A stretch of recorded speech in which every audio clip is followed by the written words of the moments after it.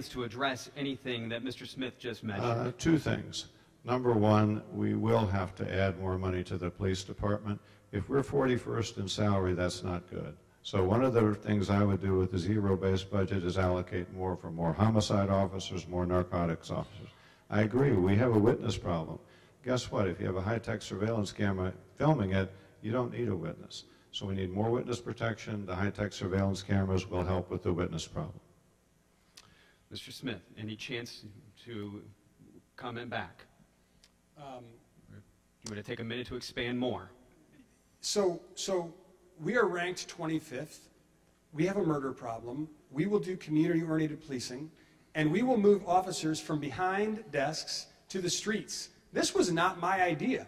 When I asked this question, how can we be the safest city without spending more money? That was the answer. That's the answer I heard back from the officers.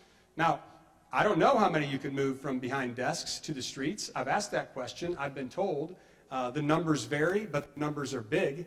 It's all about relationship and oversight.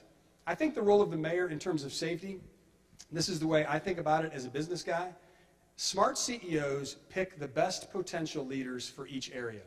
That's what I'm going to do. I'm going to pick the best potential chief of police, and I'm going to let him or her do the job, and I'm not going to meddle. But there will be a couple litmus tests, the first of which will be, how do we do more with less? How do we become the safest city in Indiana without spending more money? And there are ways to do it. Mr. Smith, we're actually going to start with you on our next question as we switch away for safety for just a moment. Recently, media shined a light on a lack of sidewalks near public schools, and I think it grabbed some headlines, and so I'd like to spend some time on that. Do you see that need as real, that we need to improve infrastructure when it comes to sidewalks in our city, especially around schools and transportation zones? And then how do you do that? Yeah. So I had the privilege and pleasure recently to be principal for a day. If you don't know what that is, Fort Wayne Community Schools often invites community leaders to partner with a principal for a day, and I happened to be assigned to an elementary school on the northeast side of town. It was an awesome experience. For starters, this principal who had been in the building for about 10 years, we greeted every student when they walked in that day. That principal knew probably 475 out of 500 students' names. We have good principals. We have good administrators in Fort Wayne. I also learned that day that we have elementary schools in Fort Wayne that are 100% walkers, no buses. I didn't know that. I also learned that day that the infrastructure for many of those schools is in fact crumbling. This was a few weeks before one of the local TV stations did their story. So I asked how.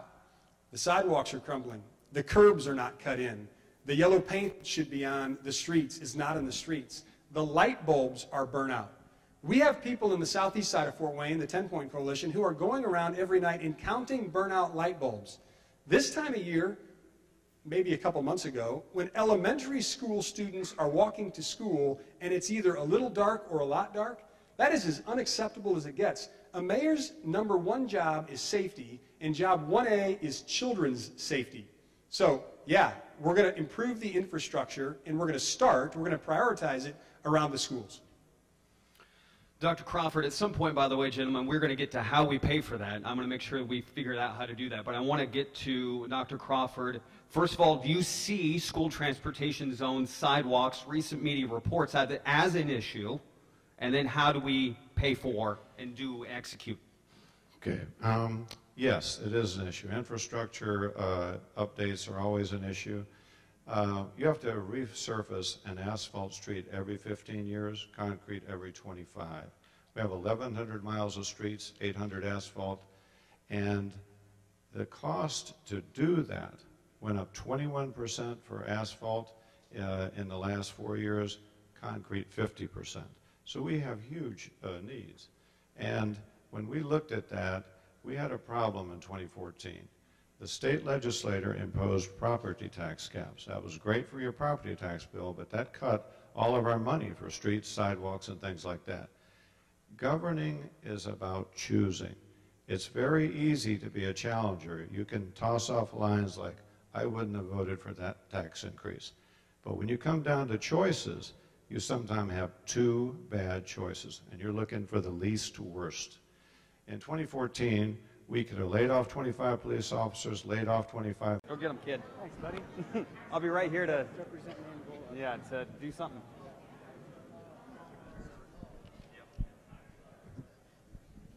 Ladies and gentlemen, good evening. Thank you all for coming. Welcome to tonight's YL&I Republican mayoral primary debate. Try saying that as many times as I have the past 2 months. I'm Brandon Ola, Director at Large of Community Impact. YL&I is an apolitical organization. I want to say that one more time.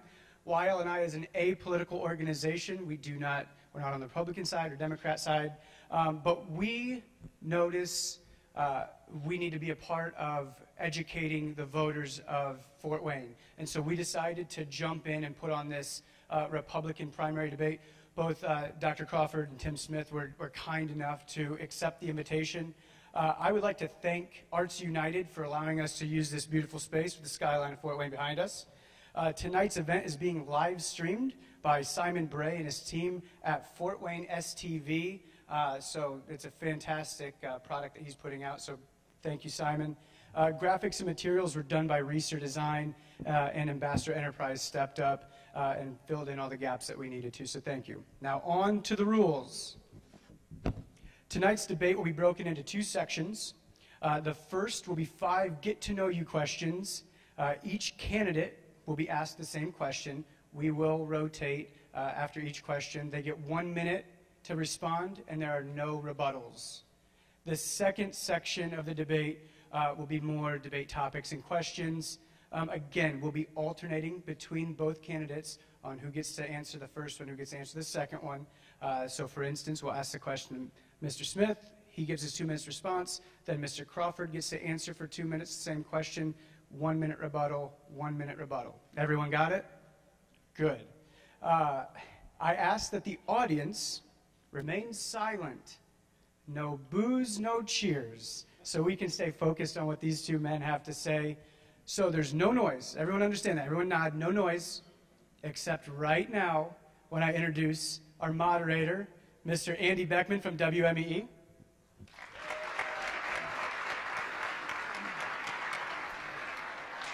And the candidates, Mr. Tim Smith.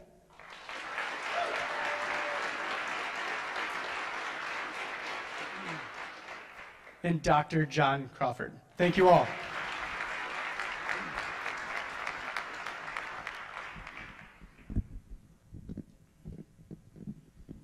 What were those rules again, Brandon?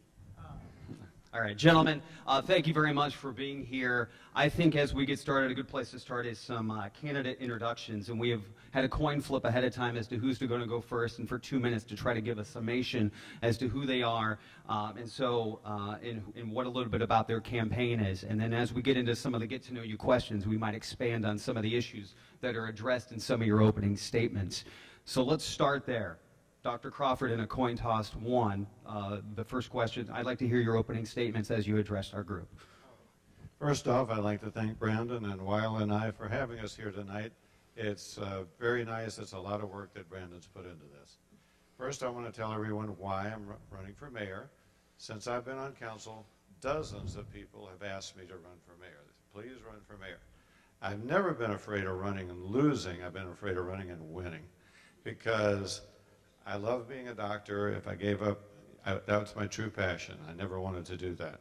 But I've kind of come to a point in my career where I am willing to sacrifice the career I have loved my entire life to serve the community in a different way. My background, I'm from New Orleans, Louisiana, lower middle class, first in my family to go to college, finished my cancer training in Virginia, came here to look for my first job. I found a spanking brand new cancer center, all the latest equipment, where I could treat my patients with the best treatment in the whole world with no limitations. That's what brought me here. When I got here, I had $1,800 and a really, really hot Dodge Charger. What I found was a wonderful community. Everybody is friendly, they're welcoming. I was able to treat and cure thousands of cancer patients, make friends, build a home, start a family, and get involved in the community. First with city council, and hopefully soon as mayor. And The thing that I keep circling back to, and I think, why am I going to run for mayor, is that thing I found when I got to Fort Wayne, ability to build a life with no limitations. That's a very special part of Fort Wayne. And that's what I keep coming back to. I want young people, when they come to Fort Wayne, to find that same sky's the limit town that I found when I got here. That's why I'm running for mayor. Thank you. Good timing, too. Mr. Smith. Yep. Thank you. My name's Tim Smith. Thanks to Brandon and the team and for everybody putting it together. This is good. I was born in Fort Wayne, grew up in New Haven, went to Purdue Fort Wayne, majored in political science, and was fortunate enough to win an internship in the Bush Quail White House in 1989. And I was just an ordinary intern. You know, you answer phones and make copies. I did get to meet Muhammad Ali and Mick Fleetwood, but that was pretty cool. I learned out there as an ordinary intern that small conservative good government can benefit people and businesses, and that stayed with me. Returned to Fort Wayne, worked on a congressional campaign, managed Paul Hilke's campaign, Republican mayor, in 1991, got married, and then was admitted to law school, and Paul was nice enough to let me go. So in 91, I went down to Indianapolis to law school with my new bride. And the first year of law school, we had our first child. In our second year of law school, we had our second child. In our third year of law school, we had our third child. It actually gets worse. I passed the bar, came home a year later, had our fourth child, and our fifth child, and true story. I wanted 2, my wife wanted 5, so we compromised, had 5. Which is why I've been happily married ever since, by the way. I have done nothing politically other than a brief state Senate caucus in 1994 until 2016 when my wife and I were discussing, hey, what is next? Our 4 oldest children are married, and we had sort of an agreement for years that we were going to do what ordinary families do. We were going to raise a family, we were going to serve in our church, we were going to build a career, put some money in the bank, and a different season of life had come upon us. And that inner burning of what I learned in D.C. kept coming back. And so I started meeting with a lot of people, and I landed on a vision for Fort Wayne. When this is the safest, smartest, strongest city in the Midwest, we will be a magnet for jobs, people, and nonprofits. And that's why I'm running for mayor. Mr. Smith, we're actually going to start with the first question with you. And you addressed both in your opening statements why you want to be mayor. So I'd like to kind of move on to a question that says, from a infrastructure and almost maybe a sales point of view, when we're looking to recruit citizens, jobs, companies, and organizations, given the fact that we have a 2-minute format, what is the elevator speech that you give to help recruit people to this area? Okay, 1 minute. Yeah, well, I'm glad to take the question. For 25 years now, I've worked at MedPro, 14 different jobs. In my current role as I lead our operations and technology, which is a team of about 100 employees, 300 contractors. When I started there in 94, we had 200 employees. Now we have 1,000. We had 200 million in top line. Now we have $1.5 billion. And so we and I are selling Fort Wayne constantly. And here's what we say, and I'm proud to tell this story. This is a city with a great history. We were built on the rivers. We were built as a manufacturing community. It's a city with a work ethic. It's a city that loves each other, has saved each other from rivers and from unemployment. I'm going to talk later about how we have lost 45,000 jobs in the last 35 years out of Fort Wayne. The message that I tell people, the elevator speech is, this is a great place, a place of integrity, a place where the neighbors love each other, where the communities are fun to play in and support each other. Fort Wayne is a great place to live, and it's going to be better. Dr. Crawford, similar question to you. What is your elevator speech? You're a 5th-term city councilman when you go to recruit and sell Fort Wayne ideologically. When I talk to a CEO that's thinking about coming here, first thing I'm going to tell him all the good things about Fort Wayne. It's a city on the move. We have momentum. We have relentlessly improved the quality of life here. I voted for the baseball stadium years ago. That was what sparked downtown's momentum and has kept it going. I've been a leader on Riverfront and Electric Works. Those things are transforming Fort Wayne and making it better and better and better. The CEO needs to know that. He needs to know we have a great quality of life, because that's what site selectors look for these days. Quality of life is your #1 thing. It used to be tax abatements and stuff. It's not anymore. And when we have that great quality of life, we also have a low cost of living. That's a hard combo to find. And I think he would find here a great talent pool. He'd find the talent he needs to grow his business. And I would tell him, we want you to come. You tell me what you need to do to make it happen. Dr. Crawford, we're going to stay with you for the second question. You mentioned just a minute ago momentum as a city. If we have momentum, what should we do and why do we need a new mayor? If we have such good momentum that's been built in recent years, what needs to be built upon? What needs to change? I've been trying to listen to people since June, since I made a good decision. I have knocked on a lot of doors, 7,426, but who's counting? And I've listened to people and I've heard what's on their mind. And they think Fort Wayne's doing pretty good, but they do think it's time for a change in the mayor's office. They think 3 terms is a long time, 4 terms is way too long. And I think I know what's on their mind. And as part of the momentum that has happened in Fort Wayne, a lot of the reasons we have momentum is because of things we have done on city council. Baseball stadium had nothing to do with Tom Henry. He wasn't on council. It didn't have anything to do with it. That momentum started there. Riverfront, Electric Works, all those things never would have happened without me on city council. And I think I can tell people that the momentum's there, but a lot of it's because of city council. We can do even better if I was mayor. Thank you, Dr. Crawford. Mr. Smith, same question. If the consensus is we have a certain degree of momentum, why the change? What can we improve upon? Yeah, I think by any objective standard, if you walk through downtown, things are better. I also think, because I also have knocked on a lot of doors, talked to a lot of folks, we've neglected our neighborhoods, we've neglected our safety. We'll talk more about that later, I hope. But the main thing we have lost in 35 years is 20,000 jobs from General Electric, 13,000 jobs from International Harvester, Lincoln's executive class, plus a few thousand more. Raytheon once had 8,000 jobs, or Magnavox did 8,000. Now Raytheon has 600. ITT Excelis, Fruhoff Trailer, Wayne Pump, Zolder Piston, Phelps Dodge, Central Soya, over 40,000 jobs.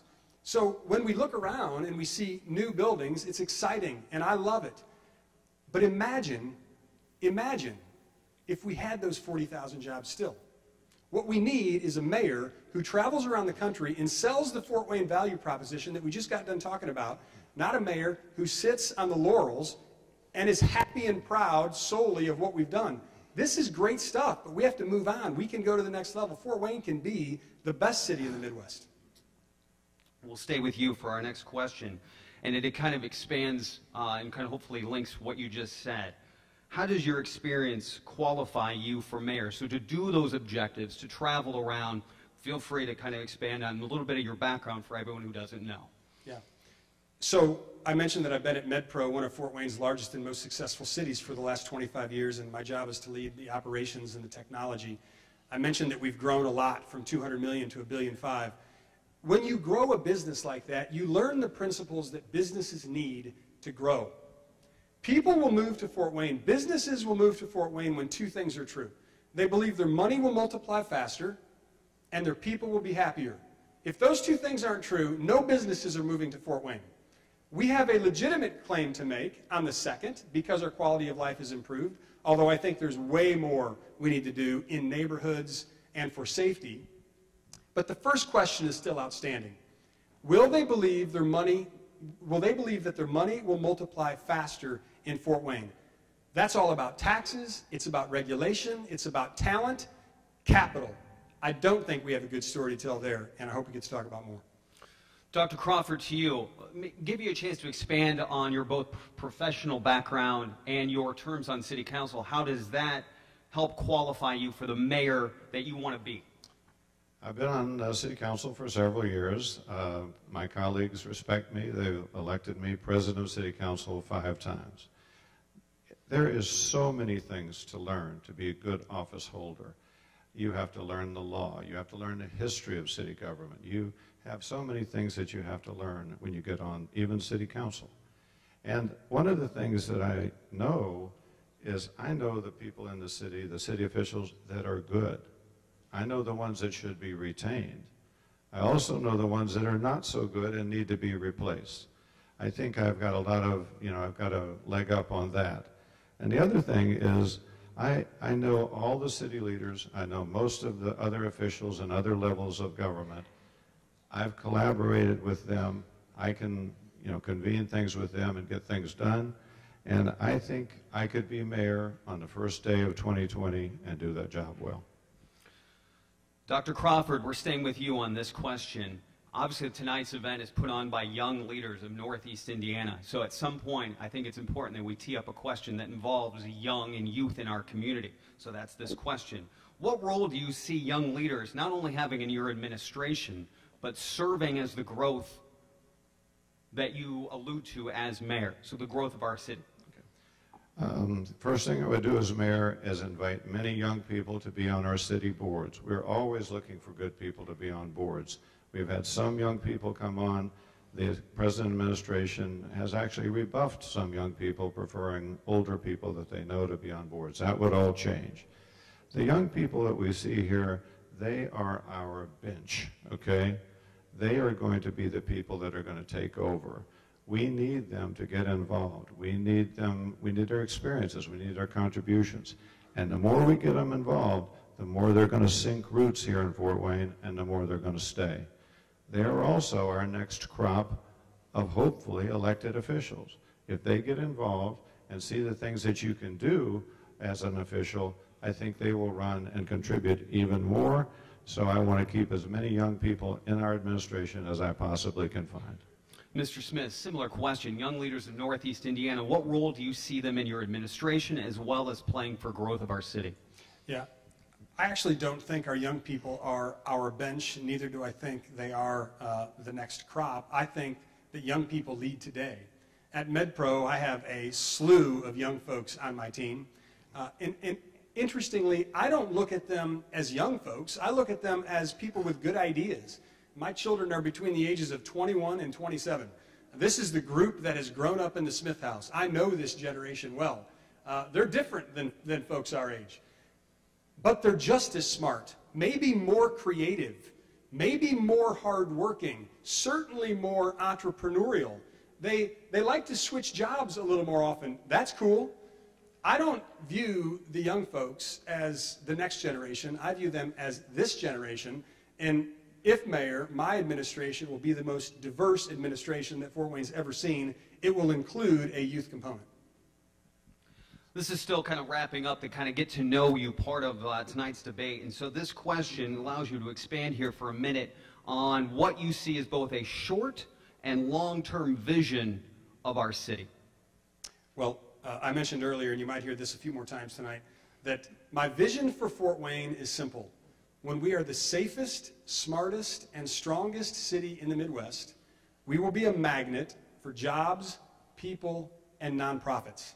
That is the short-term goal. That's the long-term goal. That's not going to change.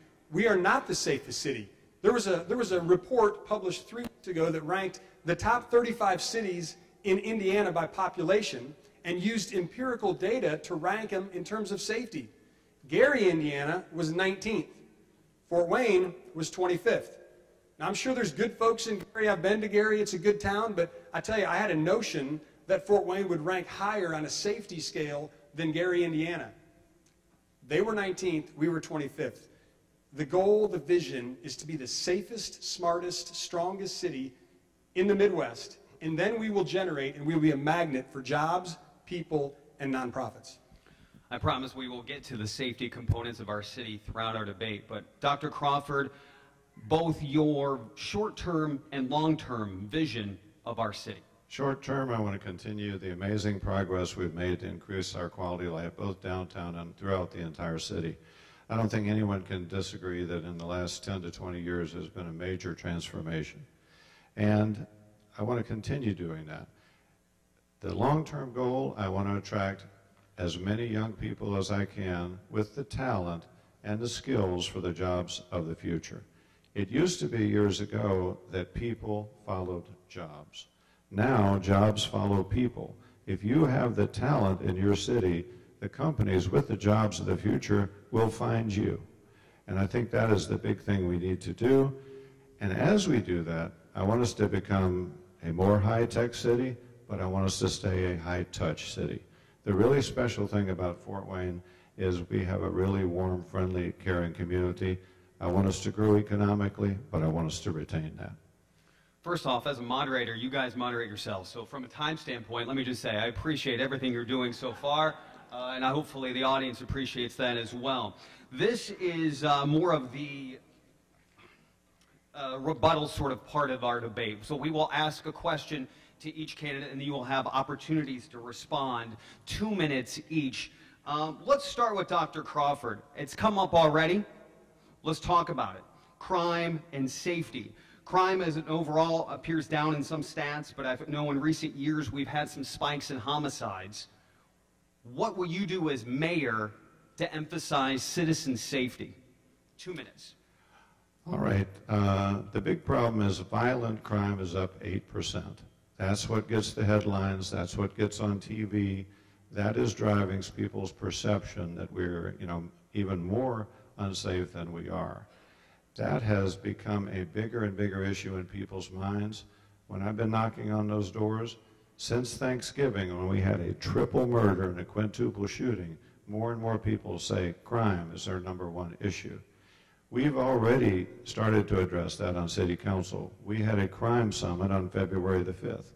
We invited the police chief, we invited the sheriff, we had the FBI, we had everybody come in and tell us where we are and talk about what we've done. We've added police, we've added equipment, we've added to the budget.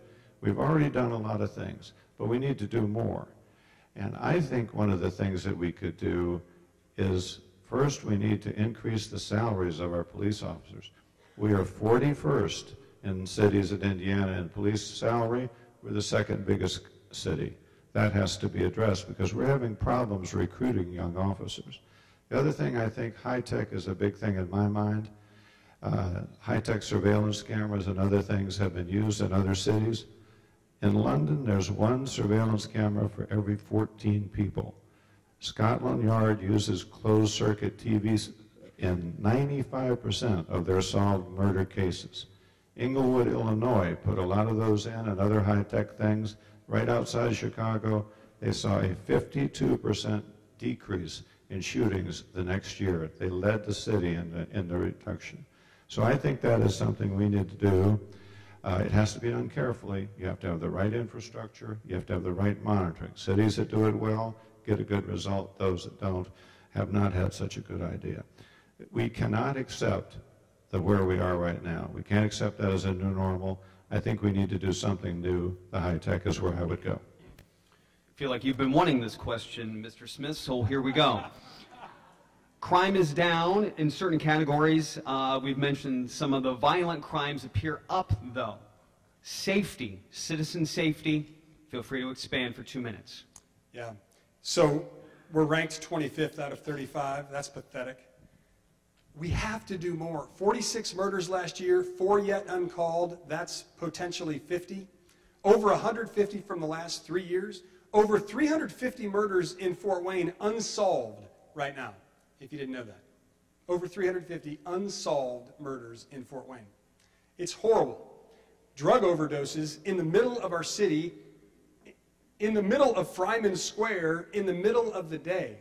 This is not the safest city in the Midwest. This is the 25th safest city in Indiana. There is way more we need to do. The first thing I would do is reinstitute what we were good at in the late 90s under Chief Neil Moore. We were good at community-oriented policing.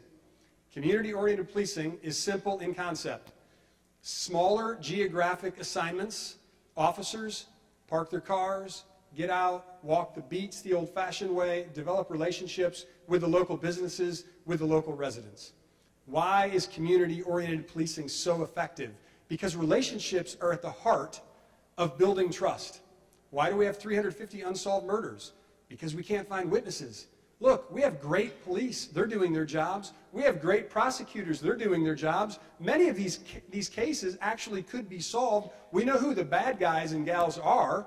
We just can't solve them because we can't produce witnesses. Why not? A lack of trust. Why do we have a lack of trust? A lack of relationship. How do you build relationship?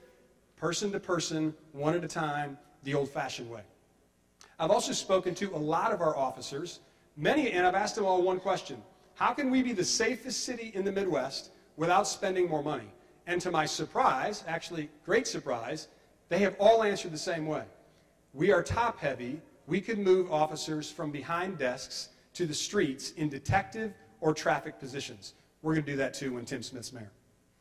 Dr. Crawford, your chance to address anything that Mr. Smith just mentioned. Two things. Number one, we will have to add more money to the police department. If we're 41st in salary, that's not good. So one of the things I would do with the zero-based budget is allocate more for more homicide officers, more narcotics officers. I agree, we have a witness problem. Guess what? If you have a high-tech surveillance camera filming it, you don't need a witness. So we need more witness protection. The high-tech surveillance cameras will help with the witness problem. Mr. Smith, any chance to comment back? You want to take a minute to expand more? So we are ranked 25th. We have a murder problem. We will do community-oriented policing, and we will move officers from behind desks to the streets. This was not my idea. When I asked this question, how can we be the safest city without spending more money? That was the answer. That's the answer I heard back from the officers.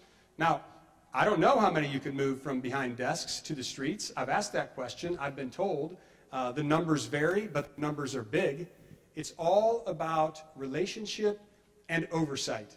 I think the role of the mayor in terms of safety, this is the way I think about it as a business guy. Smart CEOs pick the best potential leaders for each area. That's what I'm going to do. I'm going to pick the best potential chief of police, and I'm going to let him or her do the job, and I'm not going to meddle. But there will be a couple litmus tests, the first of which will be, how do we do more with less? How do we become the safest city in Indiana without spending more money? And there are ways to do it. Mr. Smith, we're actually going to start with you on our next question as we switch away for safety for just a moment. Recently, media shined a light on a lack of sidewalks near public schools, and I think it grabbed some headlines, and so I'd like to spend some time on that. Do you see that need as real, that we need to improve infrastructure when it comes to sidewalks in our city, especially around schools and transportation zones? And then how do you do that? Yeah. So I had the privilege and pleasure recently to be principal for a day. If you don't know what that is, Fort Wayne Community Schools often invites community leaders to partner with a principal for a day, and I happened to be assigned to an elementary school on the northeast side of town. It was an awesome experience. For starters, this principal who had been in the building for about 10 years, we greeted every student when they walked in that day. That principal knew probably 475 out of 500 students' names. We have good principals. We have good administrators in Fort Wayne. I also learned that day that we have elementary schools in Fort Wayne that are 100% walkers, no buses. I didn't know that. I also learned that day that the infrastructure for many of those schools is in fact crumbling. This was a few weeks before one of the local TV stations did their story. So I asked how. The sidewalks are crumbling. The curbs are not cut in. The yellow paint should be on the streets is not in the streets. The light bulbs are burnt out. We have people in the southeast side of Fort Wayne, the 10-Point Coalition, who are going around every night and counting burnout light bulbs. This time of year, maybe a couple months ago, when elementary school students are walking to school and it's either a little dark or a lot dark, that is as unacceptable as it gets. A mayor's number one job is safety, and job 1A is children's safety. So, yeah, we're going to improve the infrastructure, and we're going to prioritize it around the schools. Dr. Crawford, at some point, by the way, gentlemen, we're going to get to how we pay for that. I'm going to make sure we figure out how to do that. But I want to get to Dr. Crawford. First of all, do you see school transportation zones, sidewalks, recent media reports as an issue? And then how do we pay for and execute? Okay. Yes, it is an issue. Infrastructure updates are always an issue. You have to resurface an asphalt street every 15 years, concrete every 25. We have 1,100 miles of streets, 800 asphalt, and the cost to do that went up 21% for asphalt in the last 4 years, concrete 50%. So we have huge needs. And When we looked at that, we had a problem in 2014. The state legislature imposed property tax caps. That was great for your property tax bill, but that cut all of our money for streets, sidewalks, and things like that. Governing is about choosing. It's very easy to be a challenger. You can toss off lines like, I wouldn't have voted for that tax increase. But when you come down to choices, you sometimes have two bad choices, and you're looking for the least worst. In 2014, we could have laid off 25 police officers, laid off 25 firefighters, not fixed streets, parks, or we could have used the tool that the state legislature put in place when they passed property taxes, knowing that local governments could face critical gaps in funding. I chose to advocate and pass a local income tax increase. That's what's fixing some of these streets. That's what's fixing some of these sidewalks. And without that, we wouldn't be doing that. We would have less officers and less maintenance of all these things. Recently, sidewalks became a bigger issue because property tax caps bid even further. And because of another little local income tax increase, we fixed $6 million worth of sidewalks this year. Now, Tim has said he would have been against those tax increases that are fixing the sidewalks and the streets. Magical thinking of somehow you want things to get fixed, but you're against the way to fund them will not get the job done. You guys are amazing on time. But all right, here we go.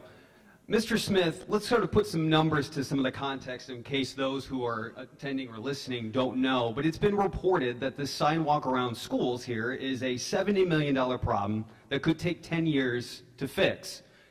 At one point, you said we could find the money without raising taxes. Let's dig into that, and can we do that faster than 10 years? Yeah, there is a myth in Fort Wayne that the only way to solve a financial problem is by raising taxes or cutting expenses. It is a complete myth. It is true you must increase revenue or decrease expenses, but there's another way to increase revenue, and that's to grow the economy with new higher paying jobs. Park that for a moment. Let's just talk about expenses.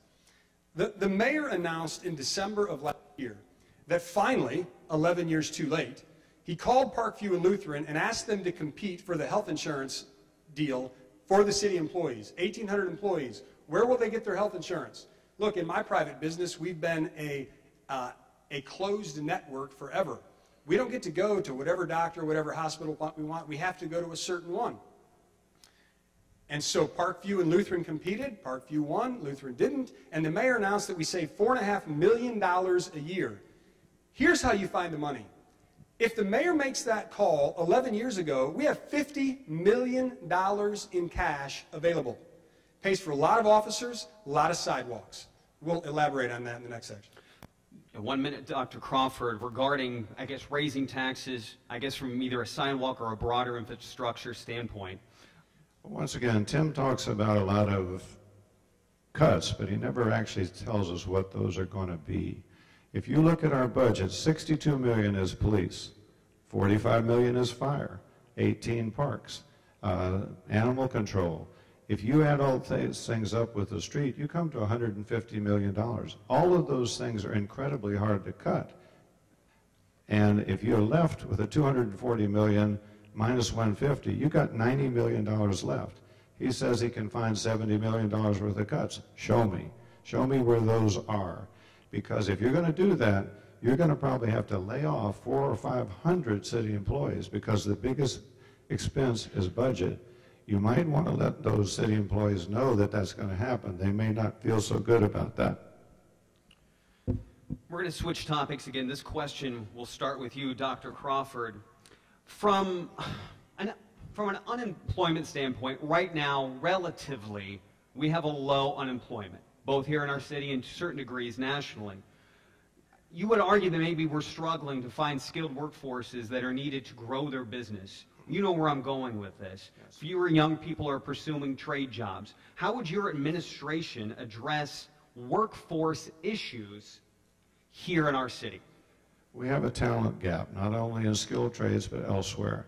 We need to address that. All cities and states have the same thing. Recently, with skilled jobs, the governor and the state have a next levels jobs program. that allows $50,000 for training grants for employers who want to set up their own training programs. I have a good friend, Mark Deister, who heads Deister Machine. They set up their own welding training program. They recently had 10 people in their last class, 9 graduated.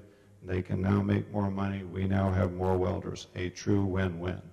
The unions and the Urban League has been collaborating for several years with the BUILD program, and they train skilled workers.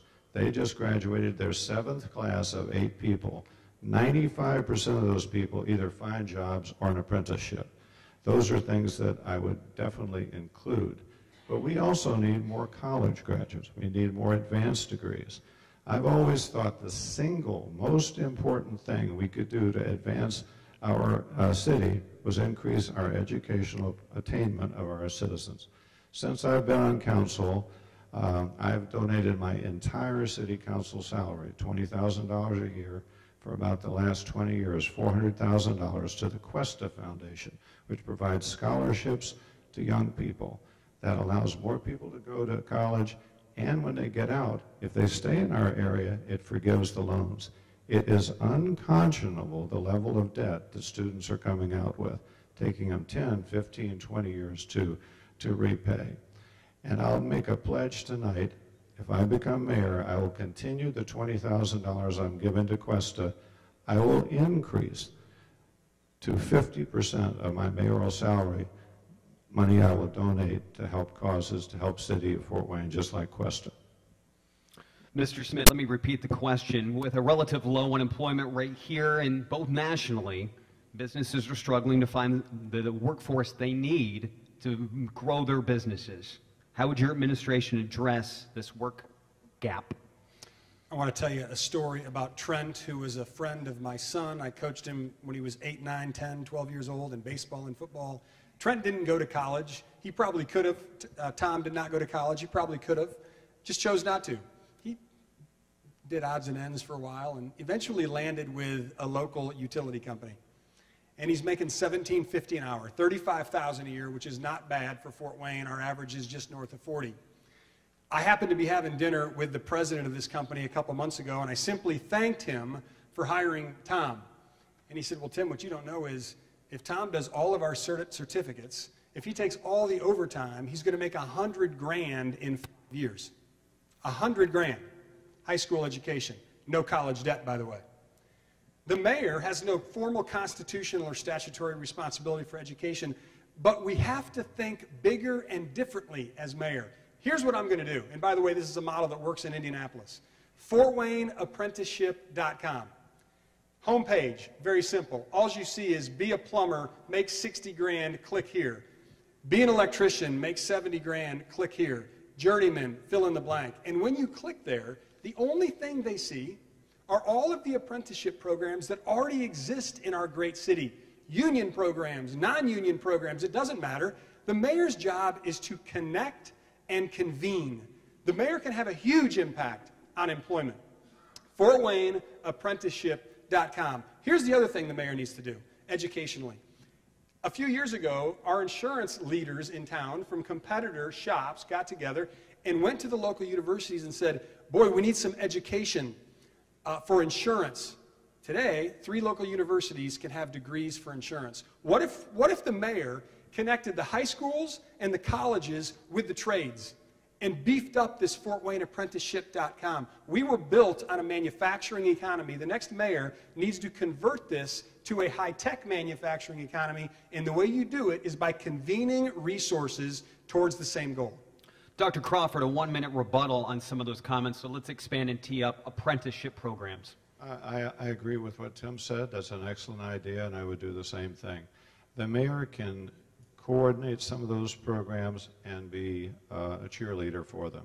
And I think we should do more and more of that, just like Mr. Deister did at Deister Machine, and just make sure that we get that involved. And coordinating it and collaborating with everybody is a fine idea. So I agree with that idea. Since there's no rebuttal, should I move on? I mean, that's an agreement, so I'm going to move on. Where am I at? Thank you.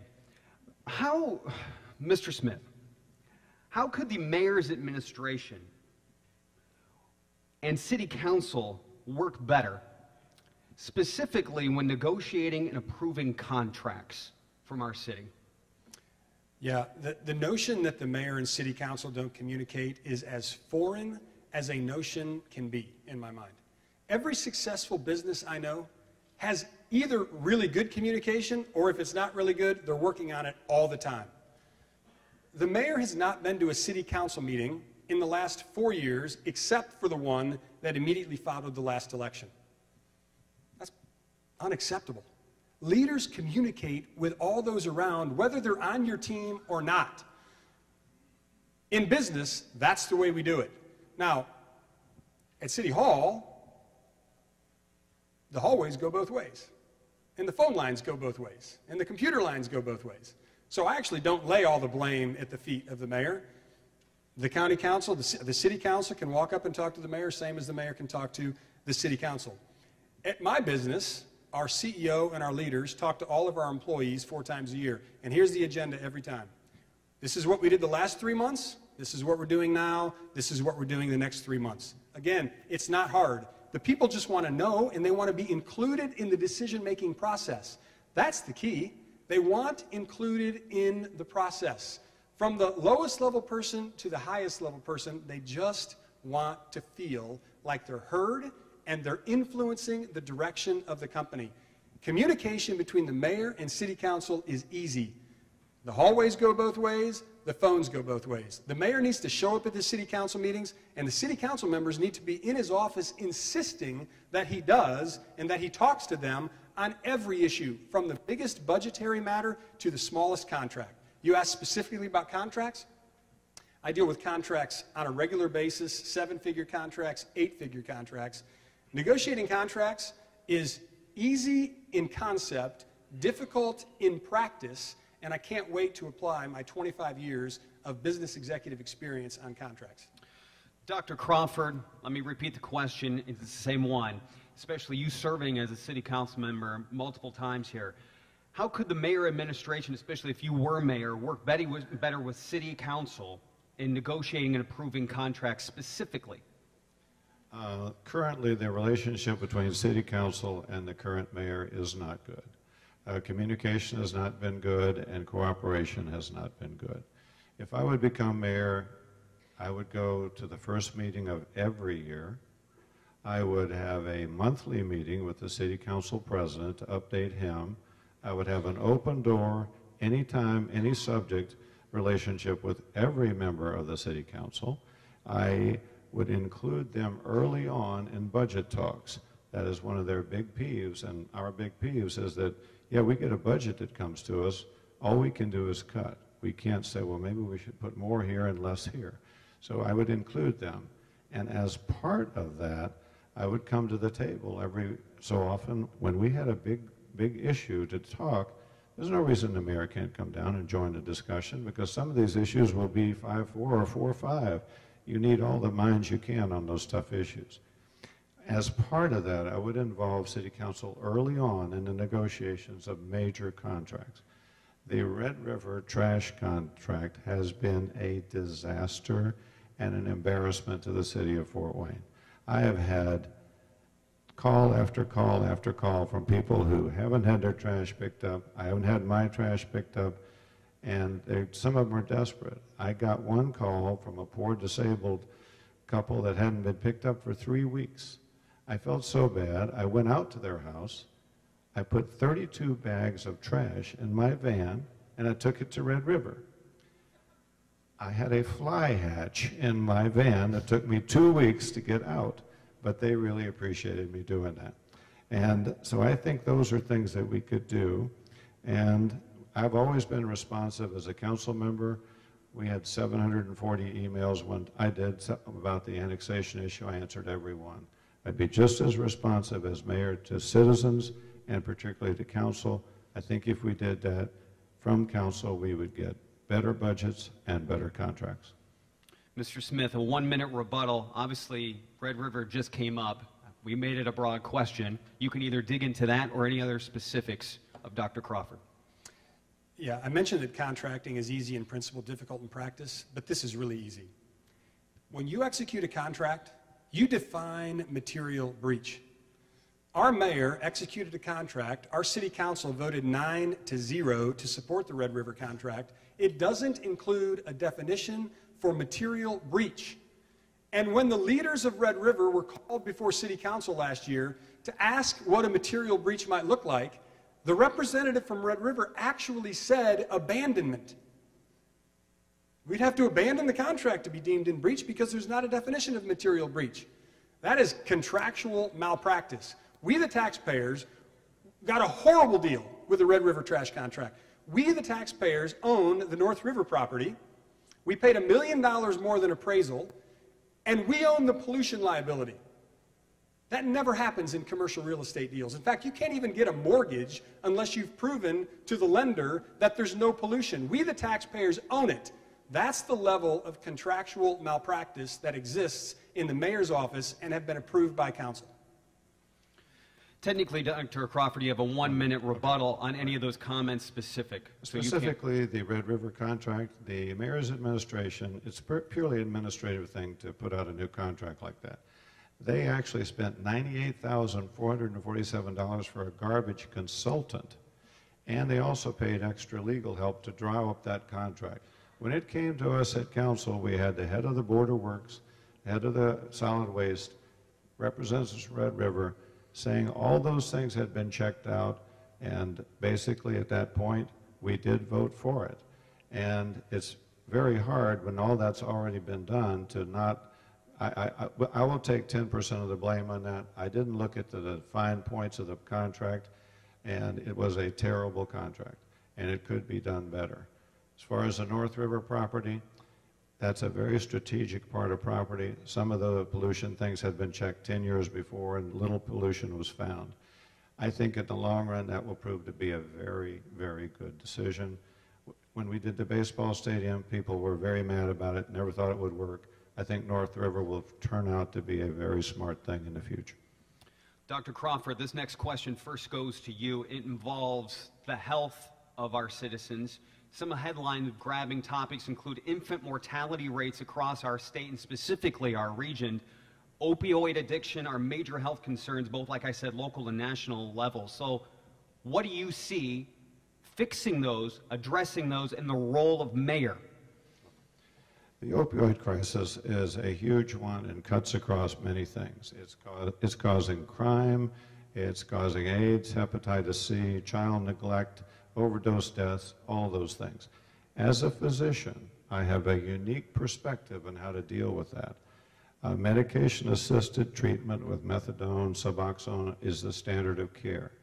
I know how that works, and we need more treatment facilities here in Fort Wayne for the people who want to get off drugs. That will help all those problems. We need more money for that. The Allen County Council allocated $500,000 last year to help with that, to get matches. If I were mayor, as part of the zero-based budget that I would do the first year, I would allocate at least $500,000 to help fight the opioid crisis. As far as infant mortality and those other things, Indiana is 49th out of all 50 states in per capita public health spending. That is unacceptable. It needs to be changed. That's a state legislature thing. The cigarette tax was talked about some. 72% of citizens right now are in favor of increasing the cigarette tax. The state legislature, in my mind, very unwisely decided not to do that this year. If I were mayor, and in fact, I wanted to go down and testify if it had got that far this year, I would advocate for that cigarette tax to be increased, that money to be earmarked for infant mortality, obesity, opioid, all of our problems. That is what needs to be done. And as mayor, you could provide leadership for that. And it's not just a health issue, it's an economic development issue. The Chamber of Commerce, the Indiana Chamber of Commerce, was in favor of that cigarette tax because when companies look to come to your area, they look to see what the health of your people is because that's a business cost for them. So I would do all those things. Mr. Smith, I'll repeat the question. 2 minutes to you. Infant mortality, opioid addictions, major health concerns nationally, but locally our numbers seem really high, especially in Northeast Indiana. How do you see combating these issues and the role of mayor in addressing these issues? Yeah. One thing I know about business, when there are people who are better experts, you let them lead. John is a good physician. John knows this issue well, and I think he's right in his positions. We should be outraged that the infant mortality number is what it is. Where is the outrage? It doesn't make me sad. It makes me angry that our infant mortality is what it is. But I don't think the government can cure all social ills. If our federal and state governments have taught us anything in the last 60 years, it is that they are inept at curing social ills. I believe nonprofit space does a much better job. Last year, True North, which is a consulting firm in town, did a study on our nonprofits in Allen County. We have 2,000 nonprofits, filed 501c3s in Allen County, just under 400 of which are human service nonprofits. Think nutrition, literacy, people. Those 400 have a combined annual budget of just under $800 million. The total budget of the city of Fort Wayne is $240, only $170 of which is local property taxes. Almost 800, folks. The combined employee count is 11,000, making our nonprofits the second largest employer in Allen County, second only to Parkview. Here's what I believe. If you volunteer for a nonprofit because you want to help kids read, because you care about nutrition or weight loss, or you fill in the blank, you have a heart. This is what makes Fort Wayne great. We're not just the city of churches, we're the city of nonprofits. We have people with hearts. Imagine if the mayor could pull together a small portion of these nonprofits. Imagine if he could convene their leaders to together combine resources to tackle infant mortality and opioids and sex trafficking, and you fill in the blank. I don't think the government is the solution. I think the government has demonstrated for 60 years it can't do it. We love each other in Allen County. Our nonprofits can do it, and the mayor can convene. Dr. Crawford, I hear very similar agreements. I'm willing to move on, but is there anything that you would like to address in a rebuttal time? I want to make sure I give you that. No, if just not, quickly. Yes, please, go ahead. Yes. Tim's point is very good. Yes, the mayor can convene groups and bring in the nonprofits. The answer to all these questions is what would you do? All of the above. So yeah, I agree with Tim. Okay.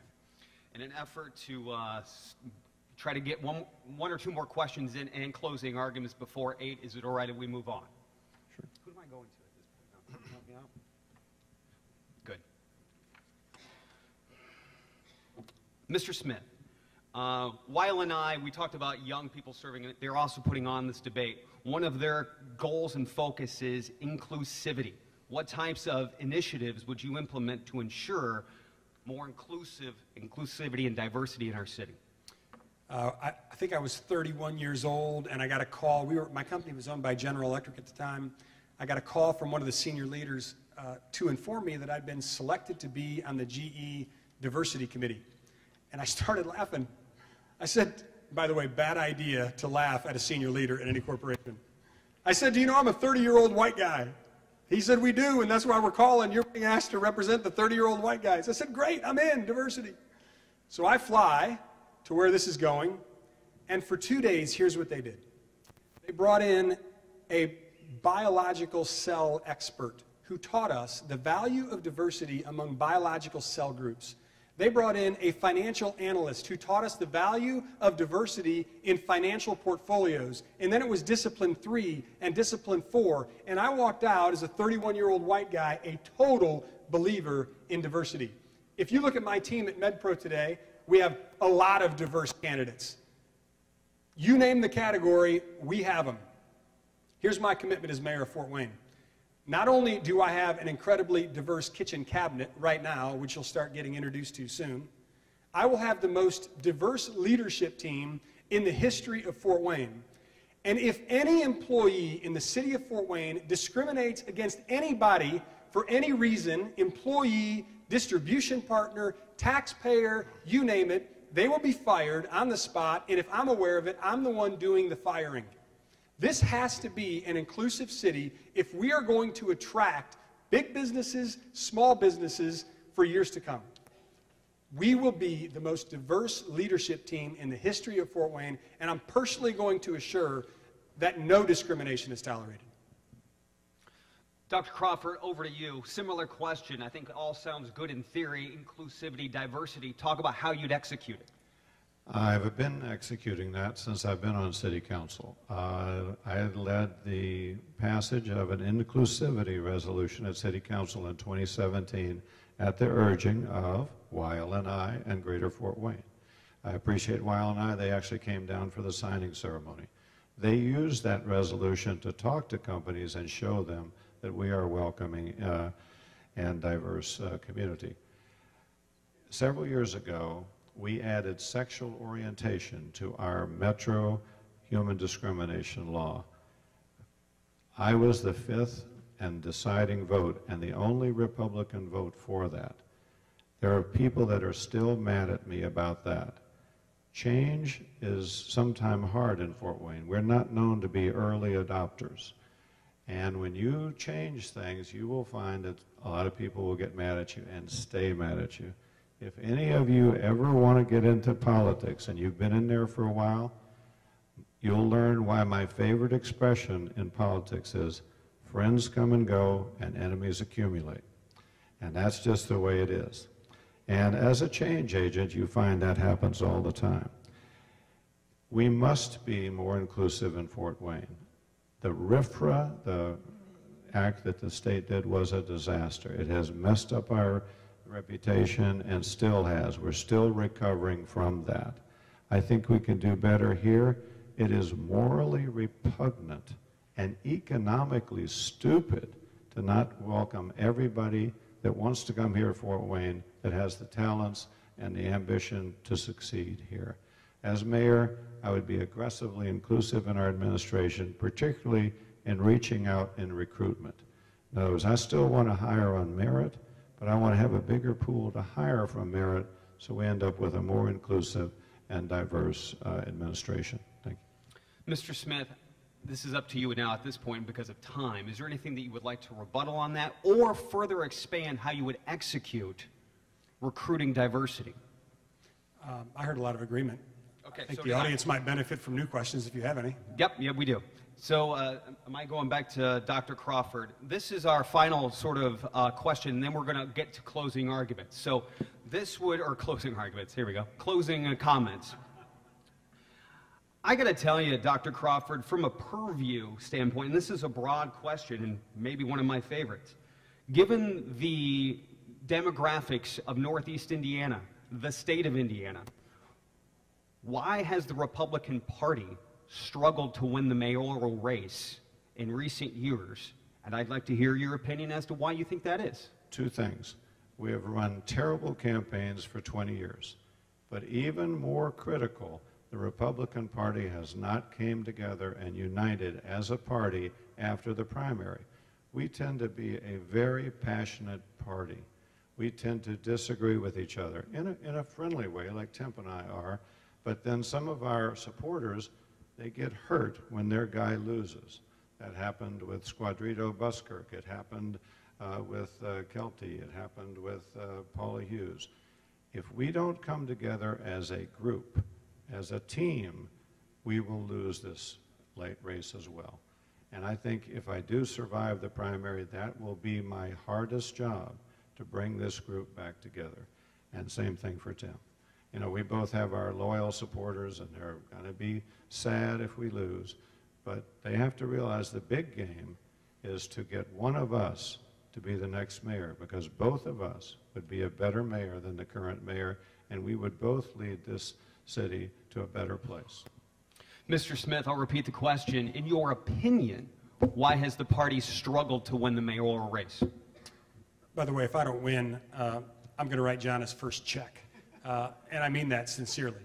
So that's not tongue-in-cheek. I will be writing him his first check, and he will receive it the night of the primary if I'm not victorious. I actually think, John is also right, politically, the way it has happened, difficult race in '07, and I think the mayor won for unusual reasons that won't repeat themselves. But more broadly, I actually think the folks of Fort Wayne have been lulled into this false sense of everything's as good as it can be. Everything is not as good as it can be. We have lost 40,000 jobs. I'm keenly aware. I've said that 3 times. Imagine if we didn't lose them. How different our city would be. What we need is a mayor who inspires greater things. That's what we need. We need someone who convinces us that more is possible and that though things are good today in Fort Wayne, they can be way better. That's what we need. I believe if we had that, if we had a candidate, a mayor who inspires greatness, Fort Wayne can be much more than we are today. Mr. Smith, I would like to just move, if we can, because of time, to closing comments, because I think it also gives you a chance to build on how you might execute some of the things that you haven't had a chance to expand upon at this time. So imagine with me, just dream with me a little bit. What if we didn't lose those 40,000 jobs? What if we had another Lincoln come to Fort Wayne, or 2 more MedPros, or 3 more Brotherhood Mutuals, or another Ash Brokerage? What if we had another General Motors come to Fort Wayne? How much more tax revenue would we have in our schools, funding our schools, if the 45,000 jobs weren't gone? How much better would our parks be? How many more officers would we have? And would they be paid the #1 level in the state? Folks, every candidate in the history of elections has said we need jobs, and I don't think most candidates know how to bring jobs. Here's the way you bring them. In my space, specialty insurance, we have 7,000 employees combined among all carriers and $7 billion in annual revenue. We all need the same 3 things: data, IT, and analytics. The mayor should be traveling around the country talking to every small to mid-sized business in that space and saying one simple thing. You want a piece of $7 billion in revenue and 7,000 trained employees? Come to Fort Wayne, and they will come. We need a mayor who is the job promoter in chief. Businesses will come when 2 things are true. They believe their money will multiply faster and their people will be happier. We have a legitimate claim at both. What we need is a mayor who travels around the nation to recruit those businesses back. That's how you pay for all the cool stuff. You grow your way out of it. What I hope, in closing, is that I've given you enough tonight to support Tim Smith for mayor on May 7th, and I would very much appreciate your vote on May 7th. Dr. Crawford, a chance for some closing comments. First off, I'd like to thank Brandon and Weil and I again for having us here. It really has been a lot of fun. We've went through a lot of issues pretty quickly. Tim is a spirited speaker. I am more reserved, but I want to show you tonight what is in my heart and why I'm really running tonight. The job for me tonight is to show you why you should consider voting for me. Running for mayor is hard and it's scary. It wakes me up at night at 3 a.m. I look at those glowing red numerals on my clock and I wonder, can anyone be the mayor that this great city really deserves? Then I remember when I first got on council, I was lucky enough to have Don Schmidt, one of the best councilmen ever, be my mentor. It took me 2 years before I really thought I was doing the job of a city councilman well. I remember all the hard debates and votes on the baseball stadium and the smoking ordinance. Those were lessons in political leadership.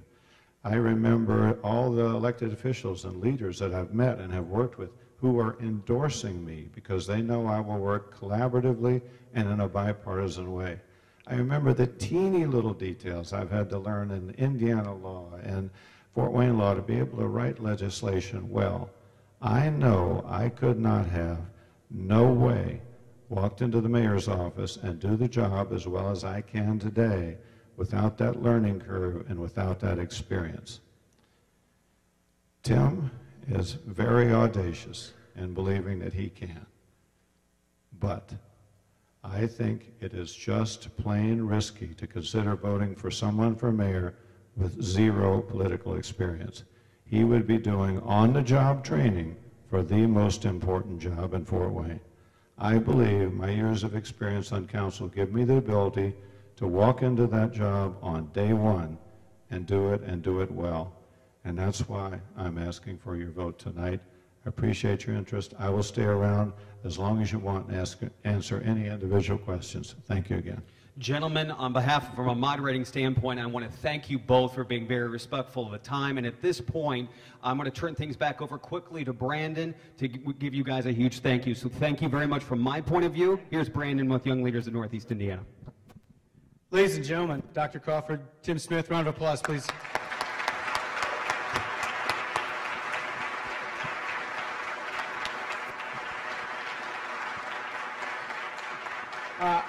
Thank you all for coming. Really, thank you all for coming. Did not think this was going to happen in October. We were at a Bob Evans in southeast Allen County, and we talked about doing this, and by golly, we did it. So thank you both for coming and doing this and being patient with me through this whole process. We're roughly 2 months away from the primary? 60 days and 2 hours. There you go, but who's keeping track? Everyone, do your homework, get involved, vote for who you want to lead Fort Wayne, whether it's one of these two gentlemen or someone on the other side that we don't even know about yet. Thank you for coming. Media, that's all back there. These guys are now yours. Thank you again.